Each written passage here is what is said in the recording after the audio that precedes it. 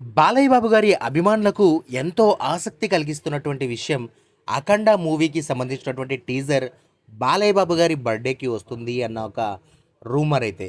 So, ఖచ్చితంగా ఈ teaser వస్తుంది అంటూ అభిమానులతో పాటు తెలుగు సినీ ప్రేక్షకులు కూడా ఎదురు చూస్తా ఉన్నారు.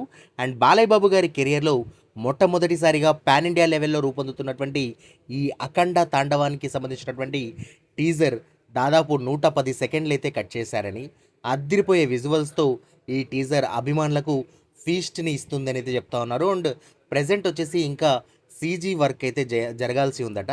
వన్స్ సీజీ వర్క్ కంప్లీట్ అయ్యాక ఫైనల్‌గా ఇక తమన్ గారి చేతిలోకి ఈ టీజర్ అయితే వెళ్ళబోతుందనైతే తెలుస్తా ఉంది. అండ్ ఇక ఆ తర్వాత ఇక తెలిసిందే కదా!